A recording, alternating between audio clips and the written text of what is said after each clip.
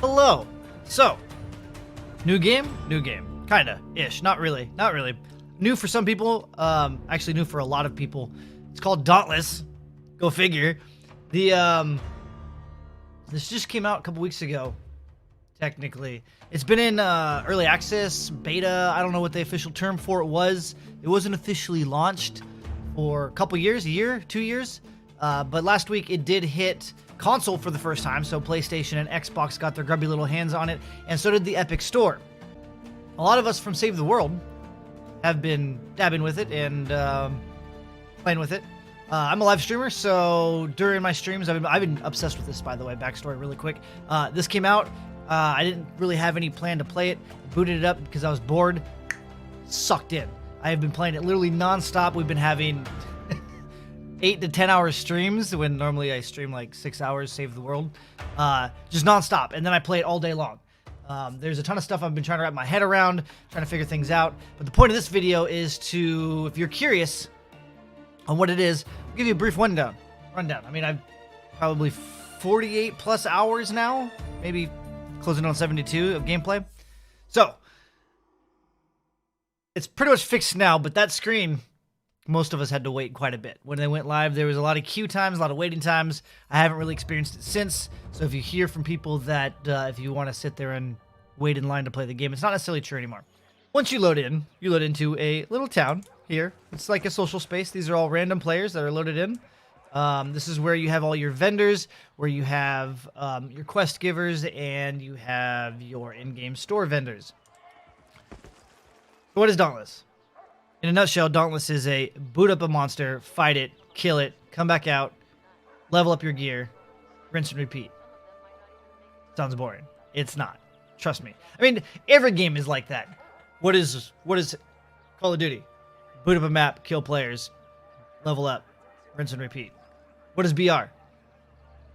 Okay, but that's what it is. It's not like an RPG where you run around and kill mobs, you farm things, you go into different dungeons where you have lots of ads and things. It's literally just straight up boss fights, and the bosses are called behemoths. I still call them monsters, but they're behemoths, and they have different elements. So you have neutral, blaze, frost, shock, terra, radiant, and umbral. And they all counter each other in a specific way. So blaze counters frost, frost counters blaze. So these two are paired. Shock and terra are paired, and radiant and umbral are paired. Neutral doesn't require anything to become weak or strong against it. And so, for instance, if you're running fire gear against fire, you have fire resistance. If you're running fire gear against frost behemoths, they're gonna mess you up, okay? Because you're weaker to frost when you're wearing fire gear. But if you're using fire gear against neutral, it's neutral. It doesn't mean anything. If you're using fire gear against any of these other ones, you're neutral. It doesn't mean anything. So again, they're paired. There's not this weird round robin rock paper scissors with all of them. It's just two. So blaze and frost, shock and terra, radiant and umbral. That's a little more information than explaining what the game's about. But with that said, it helps you later on when I explain some of the gear. So in here you have, obviously I've been playing for a little bit, so you're not going to have all of this at the beginning, but you have the different bosses and the different rarities and the different difficulties of the bosses. The behemoths. Terminology for me is like the last thing that clicks. It'll be another month before I get the terminology correct. Side note, Save the World, I called husks zombies for over a year, and now I can't stop. I play World War Z and I call them husks. Anyways. So you have all these different elements to choose to pick and fight. You can also do patrols, which merit better rewards, but they give you random bosses. But at least you can pick the element that you want. So if you want to do frost, you can do frost, and you have your frost bosses. Terra, shock, blaze. Gives you better rewards, but you don't know exactly which boss you're going to fight until you get into the map. What happens when you beat a boss? When you're brand new, you really can't make anything yet. When you beat a boss, you get blueprints for that boss. Each boss, behemoth, has an armor set and a weapon set tied to that boss. So when you beat your Skarn for the first time, you'll get the blueprint for all 4 of his armor pieces. All gear sets, shouldn't call them gear sets, but all gear sets have 4 pieces: head, chest, arms, legs. And so Skarn is a Terra nature boss, so this is his Terra gear. All the gear has specific perks tied to them, like this headpiece has Tough, this chest piece has Guardian, gloves, Fortress, legs, Guardian. So if you go down and find another Terra piece, like the Karabek is also Terra armor, it has different perks. So you can really, once you start to get the gear unlocked and leveled up and created, you can start to make specific builds with specific perks that you want. So if you wanted to make a 100% Terra build, you can mix and match them. I think there's pretty much 3 of everything except for the Radiant and Umbral. I think there's only 2 sets for each of those. So there's a lot of customization when it comes to perks and your loadouts, when it comes to gear. See you again real soon. Weapons. Before I open up the weapon thing, there's no classes in the game, but instead of having classes, you have weapon types. So so instead of having like a warrior or a rogue or a hunter, you have guns, which are different from this vendor here. Guns are their own separate thing. But you have melee weapons. You have 5 melee weapons and guns. So there's technically 6 weapon types, but the guns are modular and they can serve all purposes, kind of. So they can fight every element. You can change the barrels. You can add buffs. You can add your... They're very modular and you can change them. So you can be a full-time just gun player if you wanted to. You don't have to ever touch melee weapons. So the weapons are swords, hammers, chain blades, axes, and pikes, aka swords. Spears. Woof. Once you beat, for instance, the Nasher Behemoth, you get the blueprint for the sword, the hammer, the chain blades, the axe, and the pike.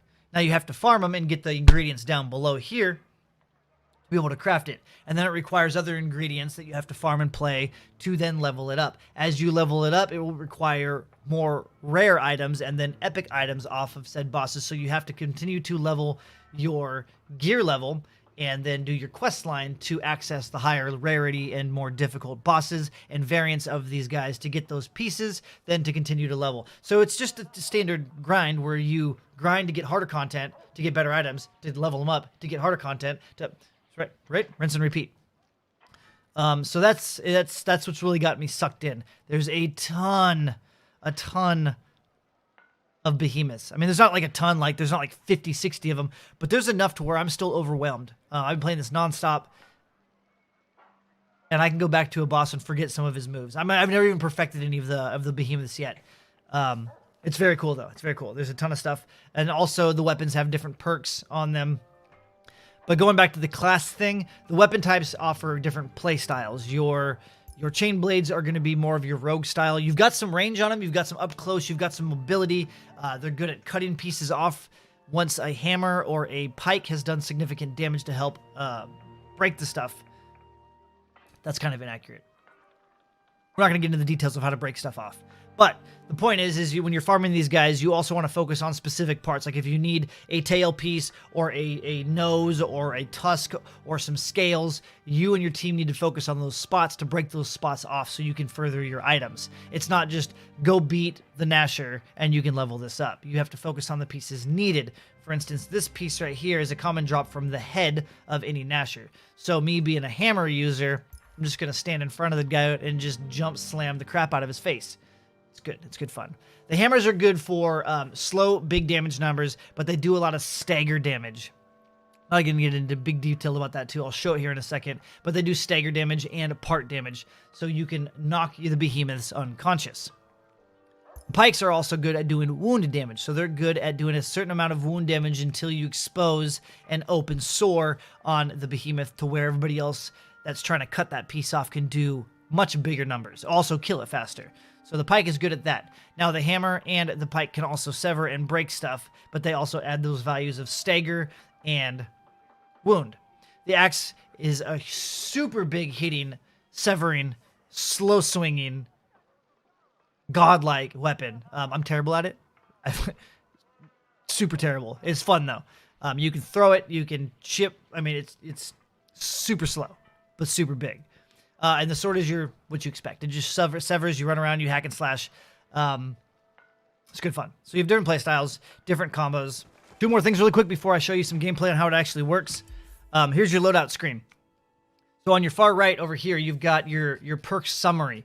And so remember some of the gear sets, like this gear piece has +3 fireproof on it. This gear piece has +2 Aether Hunter on it. So these all add up. So you can see your total loadout of perks.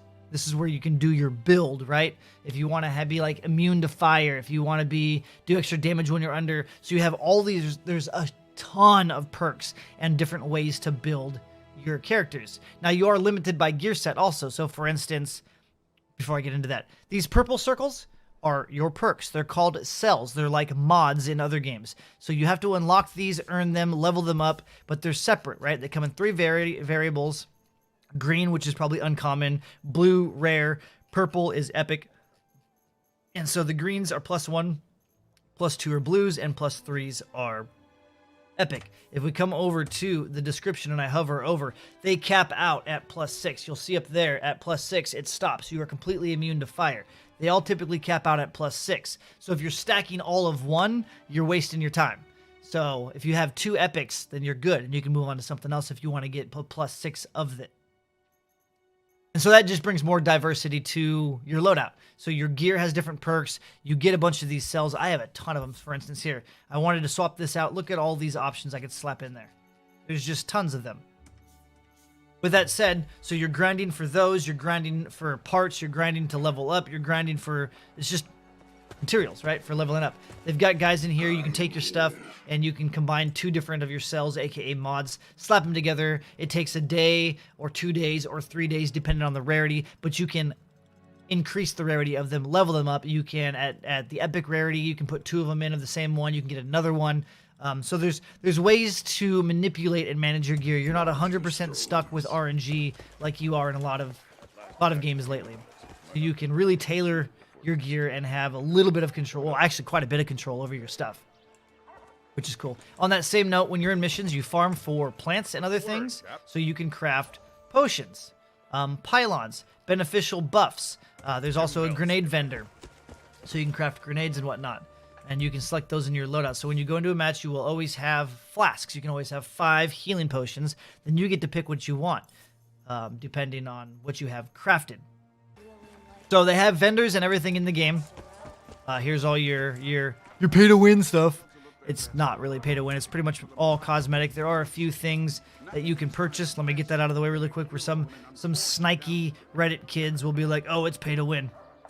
I'll show you. So you can literally use real butt pocket change and buy potions, airstrikes, buffs, these types of things. Whew. So if you have deep pockets, you never have to farm. If you pick up like 3-4 plants a mission when you're running to the boss, it's not a big deal. You don't have to. It's easy. You can also transmog in the game too, so you can make yourself look beautimous if you wanted to. You can buy transmog stones with real money. You can earn cosmetics that don't cost transmog stones, but you can really tailor your look. This is not my preferred look, by the way. I'm kind of at the point where I'm just grinding gear, and I'm doing challenges right now to level up lots of stuff. Because that Neanderthal over there is disgusting looking. But you can buy dyes also to tailor your stuff. Here's the currency right here. 1,000 platinum is $10. Just kind of the same with every game. But this is all cosmetics. All cosmetics. No pay to win. And then the featured store. Oh, look at those repeaters. What else do we have in the featured store? They have lots of emotes. They've. I might have to buy that actually. Oh, those chain blades. Yep. And side note, personal opinion, for those of you that complain about spending real money on free-to-play games, how do you support the game that you enjoy? I don't understand. You don't have to spend the money, but don't bitch and complain that there's paid features in the game. None of this stuff is game altering, and it's a PvE game. Like, enough rant. Anyways, they've got a hunt pass like Battle Royale and everything else where you can. I've already finished mine. That's how much I've been playing. But you've got your standard. You can buy the Elite, which if you do end up looking at the game, I highly actually recommend buying the Elite. Quick tip really quick. You can go into the store, and they've got a... where is it? Yeah, right here. The Timely Arrival Pack for $5. Just drop $5. It's a free game. If you like it, play for a couple days. If you like it, drop $5. You'll get some potions, you'll get some cells, middleman tickets for speeding your cell transitions up, an entry animation, and platinum. You'll get enough platinum to then come over to your Hunt Pass, buy the Elite Hunt Pass. Not only does it give you a lot of cool, goofy shit, like most things do, that whole bottom row. I mean, there's all kinds of stuff, animations, weapon skins, money, things, blah, blah, blah, blah. But at the end of your hunts, your missions, when you come out, you always get bonus loot. Sometimes it might be doo-doo, but it's stuff that you will use. So every time you're coming out of missions, you're getting bonus loot. And so that alone, $5 if you're going to play the game is nice. Is nice. I don't regret any of it. Any of it. I've spent a lot more money than that on the game already, but just that alone, $5. You don't have to, but it's worth it. It's totally worth it. Some of the other purchases are kind of sketchy. Not sketchy, but skeptical. I don't know if it'd be worth it, but that's a different topic for a different day. You get quest logs. You've got a map, which isn't really a map. Basically, you don't really have to go anywhere, which is nice. You only have to go to your weapon vendors to level things up. Everything else can be done from your menu. So if I wanted to go queue up missions, I can do it from my menu. If I want to change my loadout, I can do it from my menu. Personality, you can change your titles, your sigil banners, your emotes. You have a signal flare, hunt arrivals, move lists. One last thing, just really quick. They're not super complicated. They seem a little basic, but then they seem a little complicated, but they're really not. Again, they give you a description in the bottom of the column of the different damages that I was talking about. So wounded damage is represented as red numbers, stagger damage is blue, part damage is yellow, and basic damage is white. So if you're hitting something and it's just all white damage, it's broken. You're just doing damage to the behemoth. If it's yellow, it's still breakable. If you're using a spear and you're getting red numbers, it's not wounded yet. And then the blue numbers just means you're doing stagger damage. And eventually you'll knock the bitch out. Good stuff. We won't really get into combos. That should be another topic. Now, video's already getting kind of long. I'll show you just a basic rundown of a mission. All right, so let's queue up just a basic entry-level fight because I don't want to get embarrassed. But I just want to show the mission structure and how it works. You can do matchmaking. You can also do private hunts. So if you have a friend, you guys want to just the two-man it, the behemoths scale very nicely. So I don't know if I feel like playing it by yourself is easier. It might actually be a little easier by yourself, but the difference is it's going to be harder for you to focus on specific parts. Whereas if you have a group, you can have somebody pissing it off in the front while you work on its tail. So there's trade-offs for group play. We'll go ahead and do a private. Here's where you get your loadout screen, so you get to see what your friends are wearing. I'm hoping in the future you'll be able to see your teammates' power levels, their weapon and armor power levels. You really can't tell. So sometimes you're kind of a little worried, especially when you see somebody wearing the wrong type of armor. But this is where you can come in. You can just ready up. You get about 2 minutes. You can come in. You can change your loadouts. When you're doing heroic and dire patrols and you don't know what your boss is going to be, this will give you a quick rundown of your boss. You might have to change your gear on the fly. So you get about a minute and a half to quickly come into your loadout screen and change things around. It's fairly quick. It's a little harder on console, but with the mouse, I can just scream through it. There are rumored to be actual saved pre-loadouts, not pre-loadouts, but loadouts you can set up coming, I think, in the next update. Not sure when that happens. If there's any kind of other knowledge that needs to be described on the boss, it'll show up down over in this section. So it's just a basic loading screen. Then you ready up.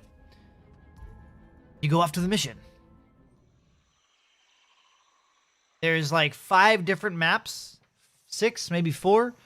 There's a few different maps. They're all the same. They're not randomly generated. The bosses will generate in different sections of the map, though. You land in, that was the entry animation. You can buy different ones of those if you'd like. But it's basically, they're actually fairly small. So they have these little blue things you grab, which speed you up. They also fill up one of your ability gauges as you collect these, but they help you traverse faster. And there's just plants and wildlife that you run around and collect for your potions and your grenades and whatnot. Now, we've already found the behemoth here. So what you do when you find a behemoth, you open up and you shoot your flare. Right? Boom. And you'll notice that the compass that's behind my overlay, but the compass will show that you can also hear it. You can also hear the behemoth as you get closer if you're wearing headphones. You can pinpoint where he is. But you shoot your signal flare up, not to let the boss know you're here, but if you have teammates, they know where you're at. And they can come help. We also use it also when we're running around looking for specific plants or minerals in the map. There's no life bar on the boss.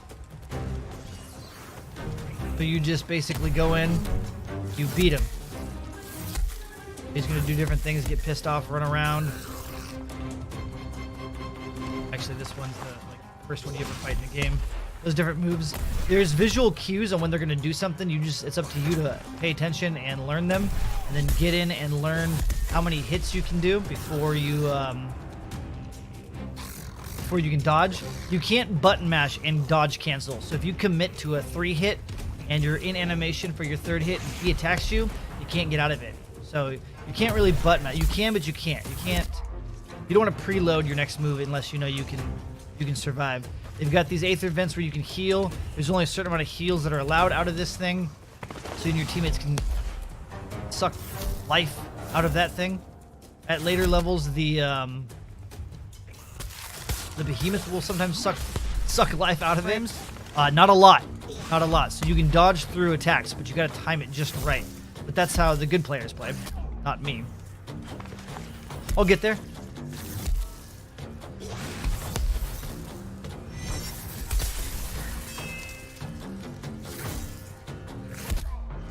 See, now he's almost stunned. Bam! Oh, I missed. Hold on, we'll get him right here. Boom!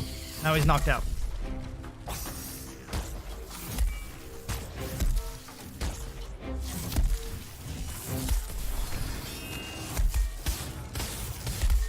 I'm doing different combos. I'm charging my stuff up. We're not gonna get into how the weapon really works, but so how you know if you're about to beat the boss? You notice all the scar tissue. I made him frozen. Hold on, he's slow and angry. But you'll notice all these different scars on him. He's getting close to dying because he's pretty beat up. Also, as you cut things off, you can actually cut his tail off. It'll be shorter. If they've got antlers and you break the antlers off, those will become missing. And it also changes some of the moves that they can do when you break those off. Focusing on legs can slow them down and prevent them from doing specific moves. Keep breaking stuff. You want to make sure that you pick stuff up also. When it drops off of them, if teammates break them off. Stun them again. Oh. We're going to miss.